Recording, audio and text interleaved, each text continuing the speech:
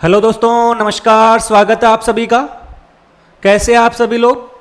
उम्मीद करते हैं कि आप सभी लोग होंगे स्वस्थ होंगे, मस्त होंगे, मज़े में होंगे।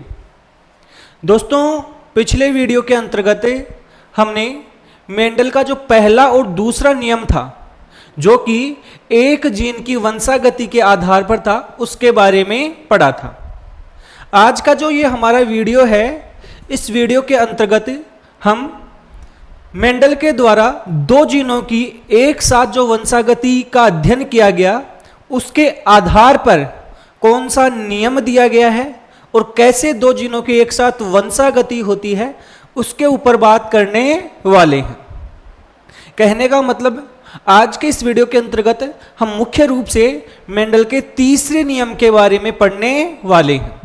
और मेंडल का जो तीसरा नियम होता है, जिसे हम कहते हैं स्वतंत्र अपव्यूहन का नियम, उसके बारे में हम एकदम डिटेल के अंतर्गत देखेंगे कि कैसे दो जीन होते हैं, उनकी वंशागति होती है, कैसे इस द्विसंकरण के आधार पर मेंडल ने अपना जो तीसरा नियम था वो दिया था। तो शुरुआत करते हम। देखो भाई, पहले और दूसरे नियम में आपको किसी को कोई समस्या नहीं होनी चाहिए। एकदम डिटेल के अंतर्गत, एकदम उदाहरण की सहायता से, डायग्राम की सहायता से हमने मेंडल के पहले और दूसरे नियम को पढ़ा था। आज हम देखने वाले हैं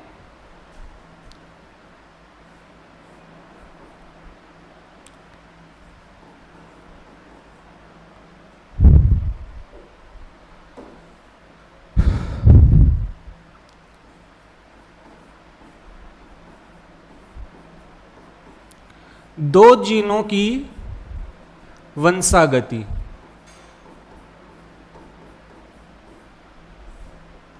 एक साथ दो जीनों की वंशागति होती है, वो कैसे होती है?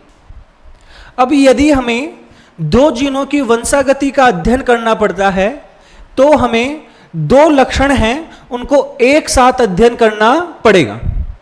और हम ये देखेंगे कि ये दो जीन होते हैं, ये एक पीढ़ी से जब दूसरी पीढ़ी में जाते हैं तो कैसे इनकी वंशागति होती है, वो एक दूसरे को प्रभावित करती है या कैसे होती है, या वो स्वतंत्र रूप से एक पीढ़ी से दूसरी पीढ़ी में जाती है।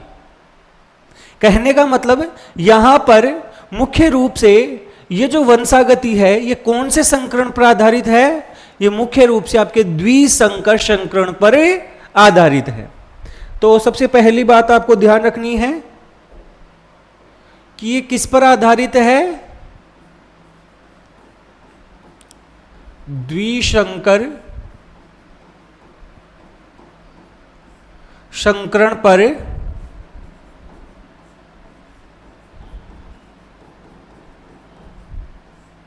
आधारित है। अब ये कैसे, क्या बताता है? मेंडल ने क्या लिए कि दो लक्षण थे, दो लक्षणों की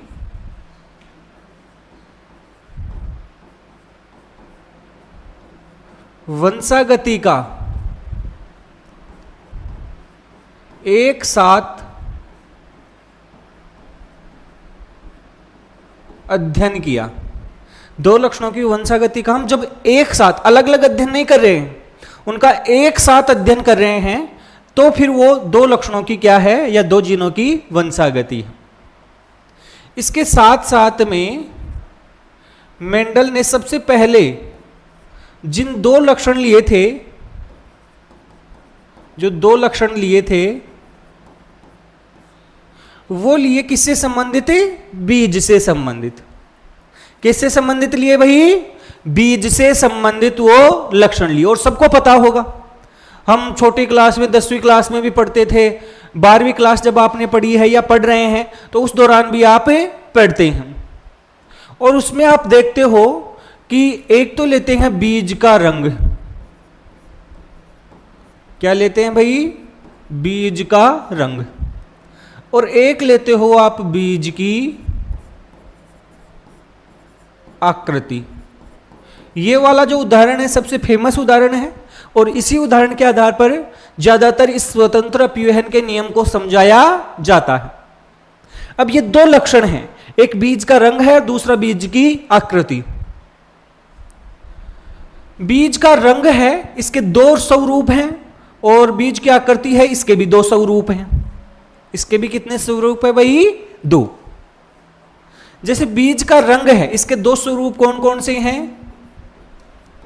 पीला, जिसे कैपिटल वाई से दर्शाया जाता है, और हरा,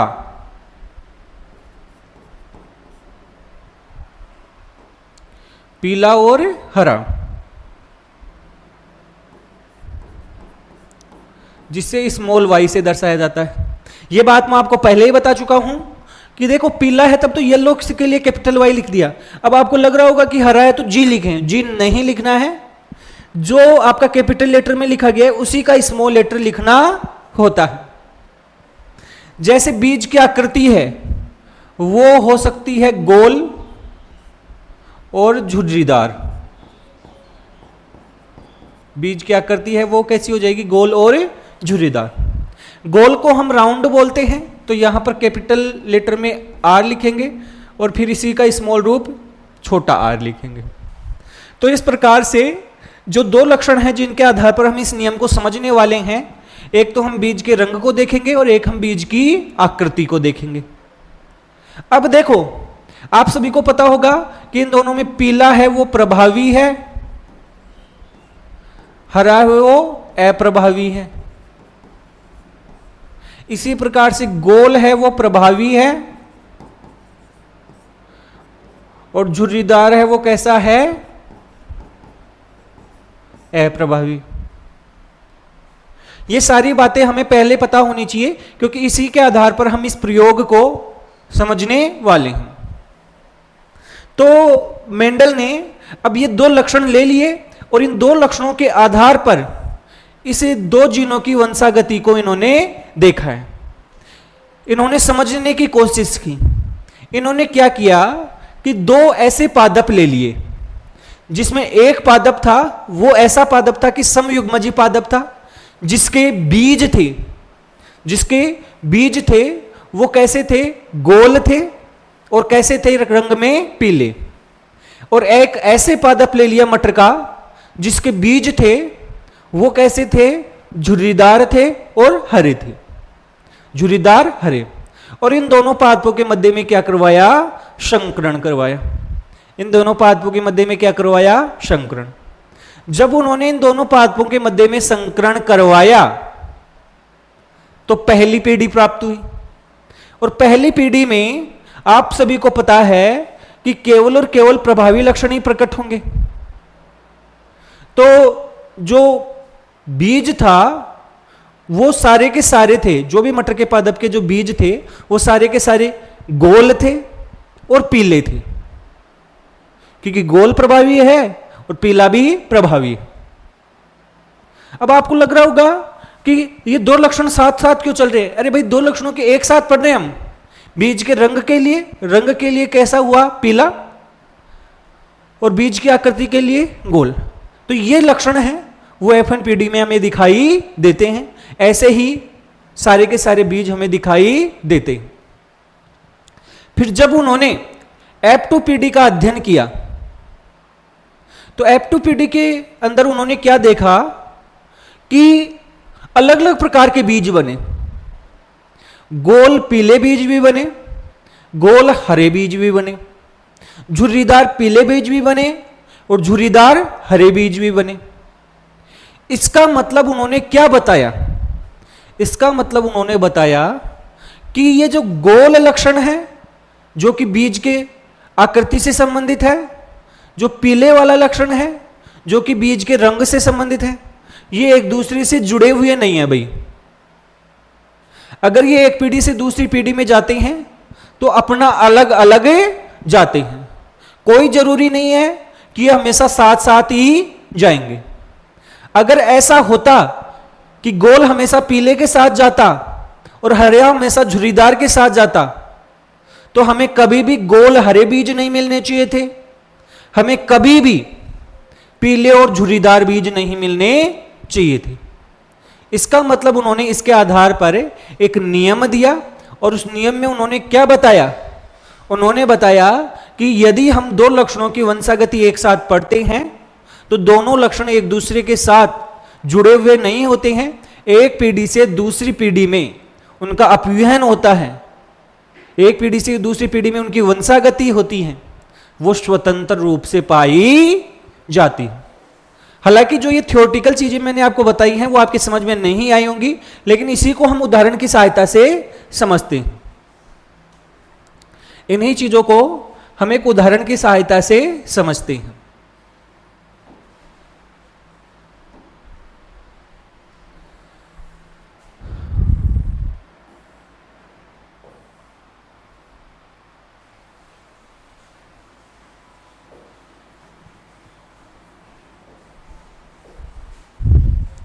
देखो भाई, यहां पर ये डायग्राम आपको दिख रहा होगा।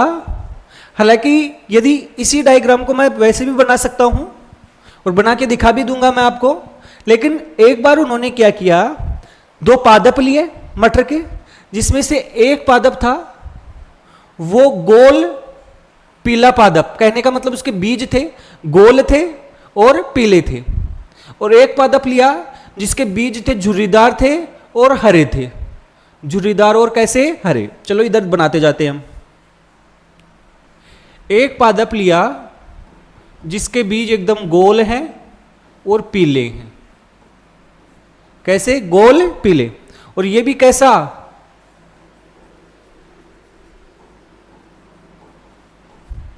समयुग्मजी। समयुग्मजी से क्या मतलब हो गया कि गोल वाले के भी दोनों लक्षण सेम हैं और पीले के लिए भी दोनों जीन हैं वो सेम है।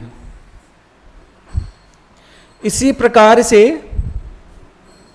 उन्होंने लिया समयुग्मजी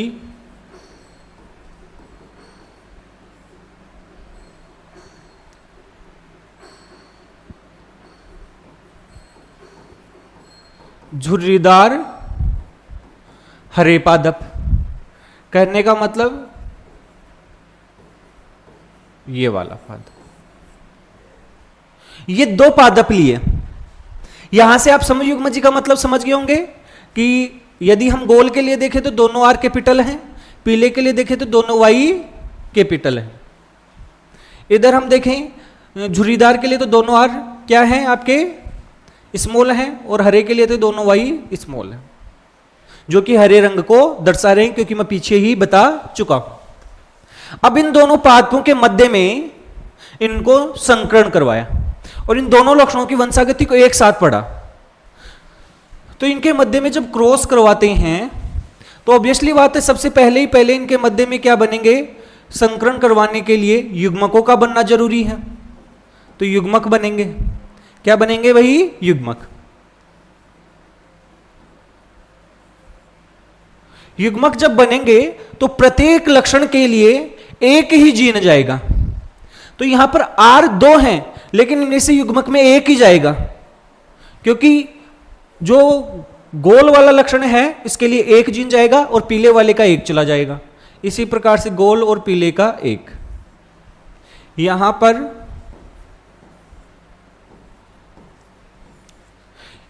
तो ये थे जनक, ये थे युग्मक। अब इनका क्या हुआ, संकरण हुआ। तो संकरण के दौरान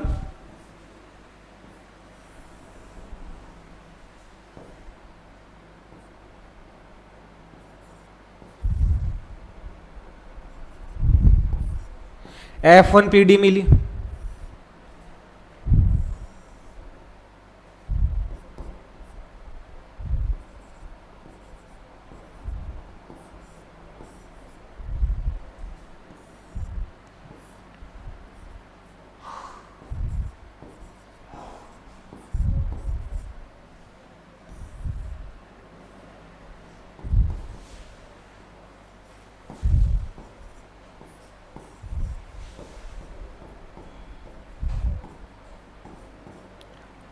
यदि आप F1 पीडी देखेंगे तो सारे के सारे पादप हैं। देखो इसमें एक कैपिटल वाई है, इसका मतलब ये कैसा है आपका, पीला, और ये एक है आपका कैपिटल आर, इसका मतलब है आपका गोल। तो ये कैसा हो गया, पीला गोल, क्योंकि केवल और केवल प्रभावी लक्षण ही प्रकट होता है। यहां पर देखेंगे तो भी पीला गोल, यहां पर आप देखोगे तो भी पीला गोल, यहां पर आप देखोगे तो भी पीला गोल। ये कोई खास फर्क नहीं पड़ेगा, आप कोई गोल को पहले लिखो पीले को पहले लिखो, क्योंकि दोनों लक्षणों की वंशागति हम साथ पढ़ रहे हैं। तो ये तो F1PD होगी। अब इस F1PD के बाद में हम अध्ययन करते हैं किसका, F2PD का। यहां पर देखो F1PD में सभी के सभी जो बीज होंगे वो राउंड और येलो हैं, कहने का मतलब गोल और पीले हैं। और क्योंकि F1PD में प्रभावी लक्षण ही प्रकट होता है, तो ये तो पहले वाले नियम को ही बता रहा है। यदि हम जाते हैं F2PD में, कौन सी पीडी में, F2PD में, इनमें से कोई से भी दो पादप ले लो और इनका हम क्या करवाते हैं, संकरण करवाते हैं। तो सबसे पहले इनमें क्या बनेंगे, युग्मक। तो इनके युग्मक बनेंगे और इन युग्मकों के आधार पर अलग अलग प्रकार के क्या बनेंगे, पादप।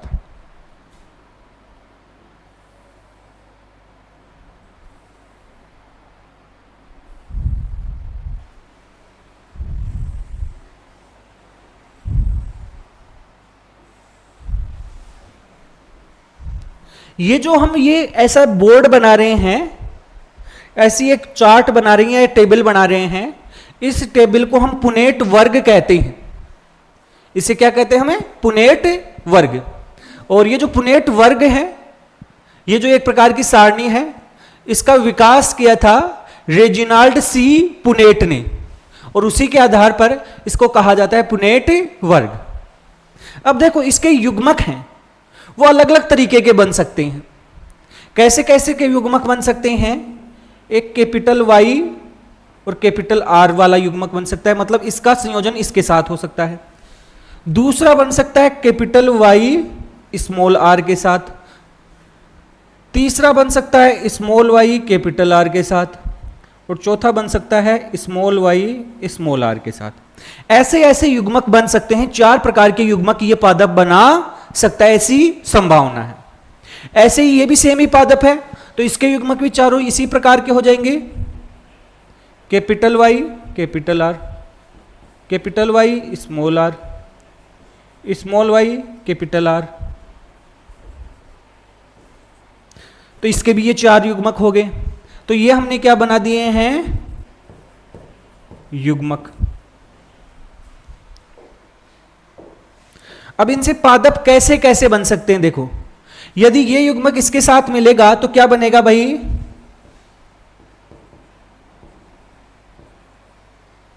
यदि ये युग्मक इसके साथ मिलेगा तो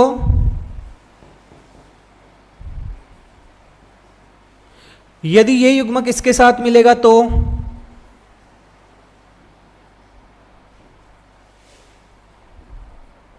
यदि ये युग्मक इसके साथ मिलेगा तो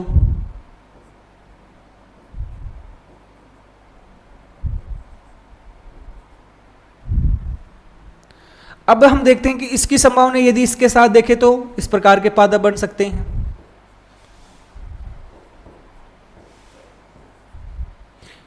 यदि ये युग्मक इसके साथ मिलेगा तो ऐसे पादप बन सकते हैं।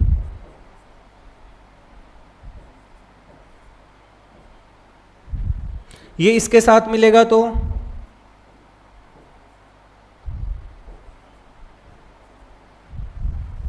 अगर ये इसके साथ मिले तो ऐसे पादप बनेंगे।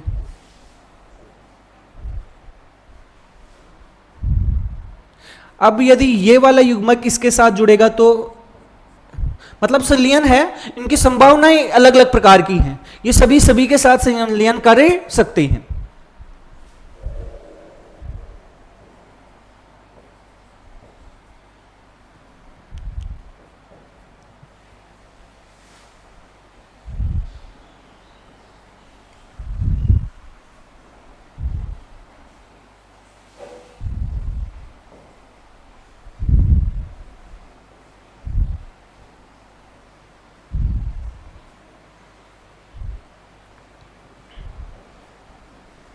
अगर ये इसके साथ मिले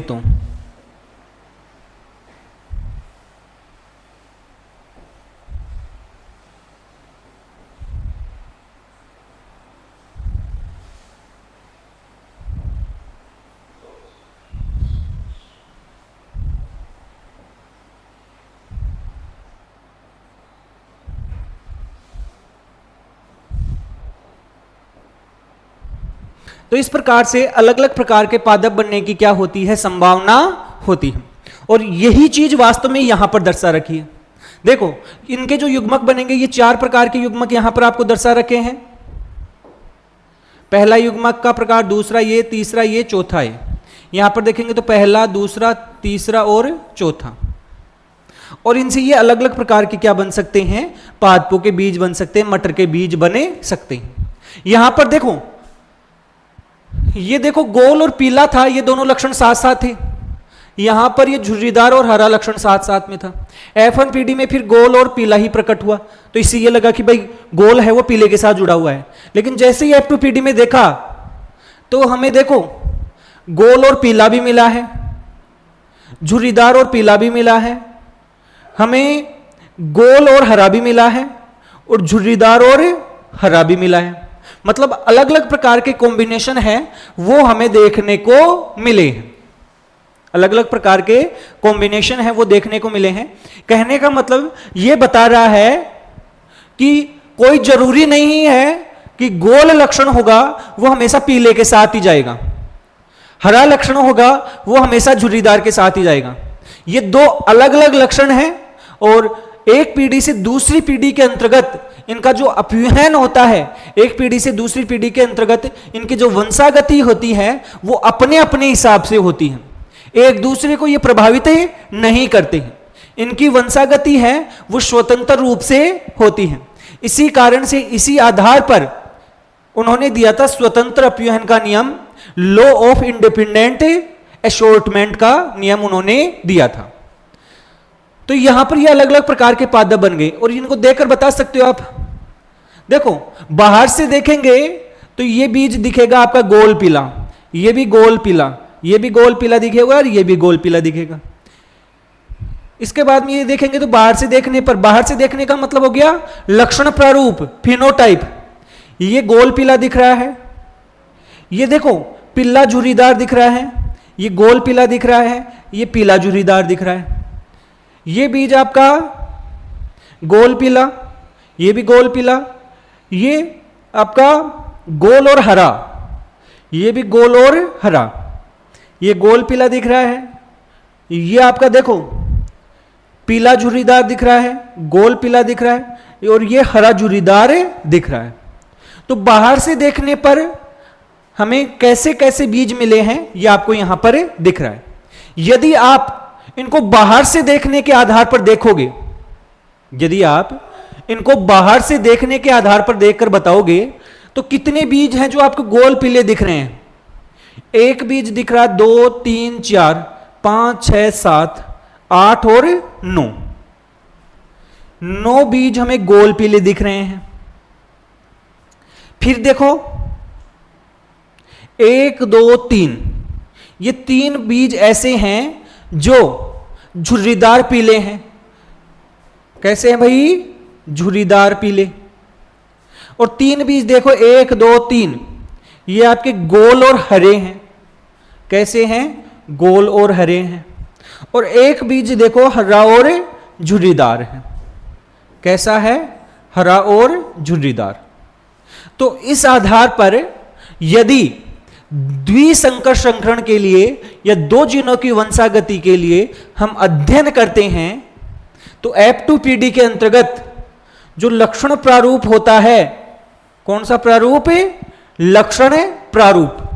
उसका जो अनुपात आएगा, लक्षण प्रारूप का अनुपात आएगा, वो आएगा 9:3:3:3:1। कैसा आएगा भाई? 9:3:3:3:1। यह आएगा लक्षण प्रारूप के लिए।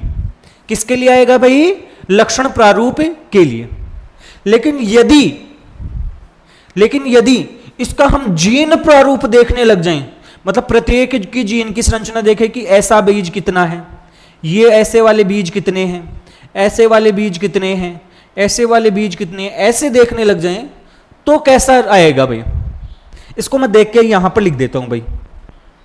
देखो ऐसे बीज कितने हैं जिसमें दोनों आर कैपिटल हैं, दोनों वाई कैपिटल हैं, ऐसा एक बीज।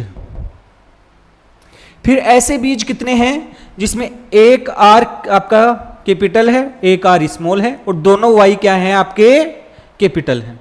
तो एक तो ये रहा और एक ये रहा।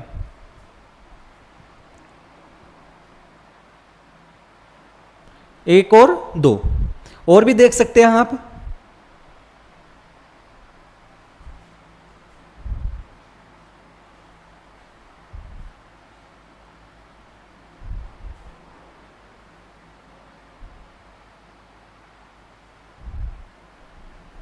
यही है भाई, तो ये दो हो गए।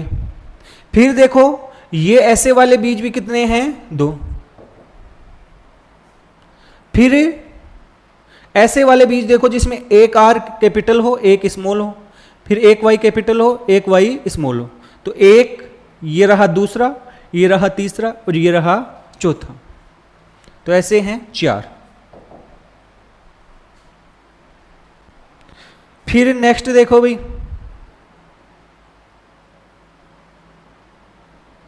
ये वाला बीज देखो जिसमें दोनों आर क्या हो स्मॉल और दोनों वाई हो कैपिटल, ये ऐसे वाला एक है। फिर ये देखो ये तो हो ही गए हैं, ये ऐसे वाले बीज देखो जिसके दोनों आर क्या हो कैपिटल और दोनों वाई हो स्मॉल, तो ऐसे आ जाएगा।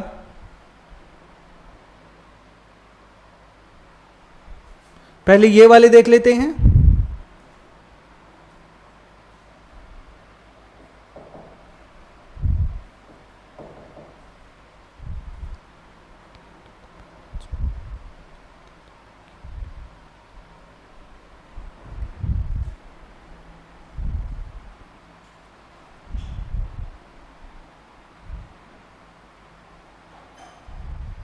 हाँ ये एक और रह रहा है भाई।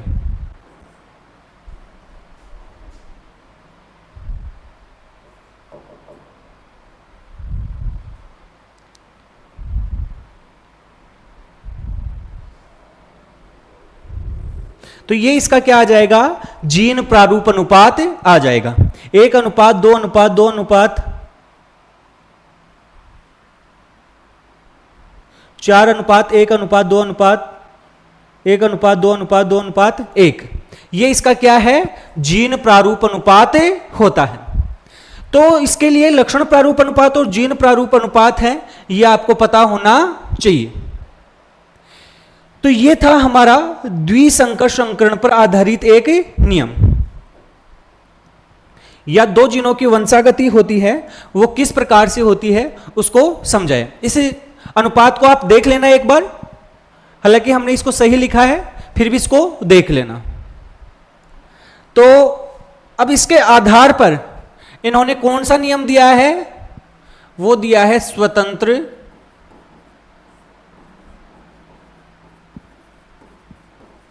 अपव्यूहन का नियम। स्वतंत्र अपव्यूहन का नियम। और ये मेंडल ने दिया है किसके आधार पर, दो जीनों की वंशागति के आधार पर। क्या बताया है मेंडल ने इस नियम में, मेंडल ने इस नियम में बताया है कि जब दो लक्षणों की वंशागति का एक साथ अध्ययन किया जाता है, सबसे पहली बात, ये नियम द्विसंकर संकरण, द्विसंकर संकरण पर आधारित है। इसके अनुसार जब दो लक्षणों की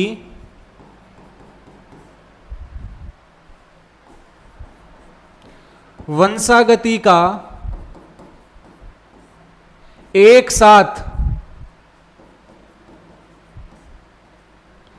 अध्ययन किया जाता है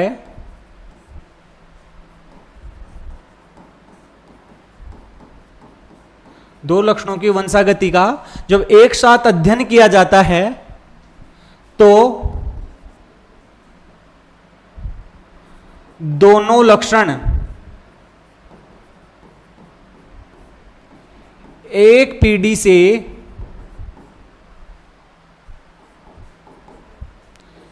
दूसरी पीढ़ी में स्वतंत्र रूप से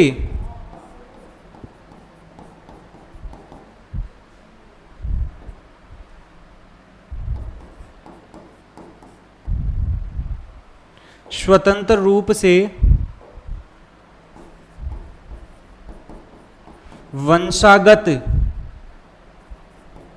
होते हैं। स्वतंत्र रूप से वंशागत होते हैं। एक लक्षण का दूसरे लक्षण की वंशागति पर कोई प्रभाव नहीं होता है। वंशागत होते हैं। एक लक्षण का दूसरे लक्षण की वंशागति पर कोई प्रभाव नहीं होता है। इसे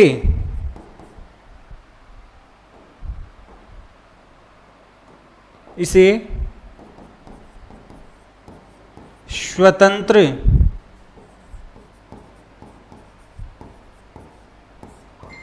अपव्यूहन का नियम कहते हैं। स्वतंत्र मतलब एक लक्षण की वंशागति है वो दूसरे लक्षण से अलग होती है। उनका दोनों का आपस में ऐसा कोई कनेक्शन नहीं होता है कि दोनों साथ साथ जाएंगे या दोनों अलग अलग जाएंगे। वो स्वतंत्र रूप से एक पीढ़ी से दूसरी पीढ़ी में वंशागत होते हैं। और इसी कारण से मेंडल ने इस नियम को क्या कहा है? स्वतंत्र अपव्यूहन का नियम कहा है। लॉ ऑफ इंडिपेंडेंट एश्योरमेंट इसे कहा जाता है। तो इस आधार पर हमने मेंडल के तीनों नियमों के बारे में पढ़ा है। मेंडल के तीनों नियमों के बारे में पढ़ा है। प्रभाविता का नियम, दूसरा हमने पढ़ा है किसका? विसंयोजन का नियम या पृथक्करण का नियम, और तीसरा हमने जो नियम पढ़ा है वो पढ़ा है स्वतंत्र अपव्यूहन का नियम। यहां पर पीछे की तरफ जो हमने आपको ये बताया है ये पूरा इसका एक उदाहरण है जिसमें दो लक्षणों की वंशागति का हम एक साथ अध्ययन कर रहे हैं। दो लक्षणों की वंशागति का एक साथ क्या कर रहे हैं? अध्ययन। इसके लिए ये आ जाएगा इसका लक्षण प्रारूप अनुपात। कौन सा आ जाएगा? लक्षण प्रारूप। और यह आ जाएगा जीन प्रारूप अनुपात। जीन प्रारूप अनुपात हालांकि सही है लेकिन फिर भी एक बार देख लेना आप। 1:2:4:1:1:2:1:1 यह आएगा इसका। मैं आपको आगे लिख देता हूं भाई, यहां पर लिख देते हैं।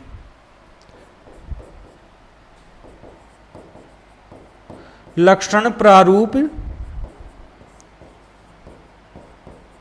अनुपात, जिसे हम फिनोटाइप भी कहते हैं। ये तो आएगा 9:3:3:1। और यदि हम देखें जीनोटाइप तो ये क्या आएगा? 1:2:1:4:1:1:2:1:1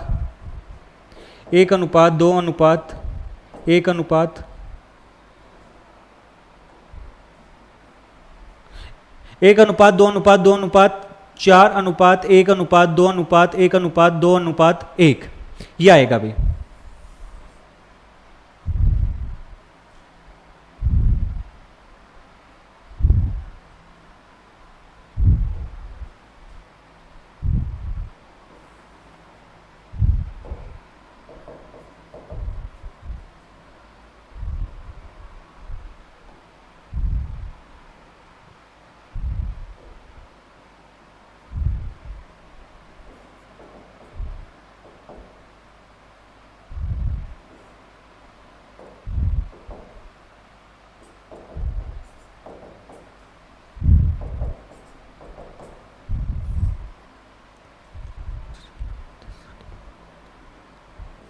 ये इसका क्या है, अनुपात। किसके लिए, जीन प्रारूप अनुपात के लिए। ये थोड़ा सा यहां पर ये देखने पर थोड़ा सा ऐसा लग रहा था, हालांकि ये हमने यहां पर ठीक लिख दिया है, फिर भी आप इसको एक बार मिलान कर लेना। तो ये इस प्रकार से ये स्वतंत्र अपव्यूहन का नियम है वो हमने देख लिया है। दो जीनों की वंशागति को हमने देखा है। तो ये सभी है, ये आपको कैसे लगे हैं, आप सभी को हमारा ये वीडियो है ये कैसा लगा है? अगर अच्छा लगा है तो वीडियो को ज्यादा से ज्यादा लाइक और शेयर कीजिए। और इसके अलावा यदि अभी तक आपने हमारे चैनल को सब्सक्राइब नहीं कर रखा है तो चैनल को सब्सक्राइब जरूर करें। धन्यवाद।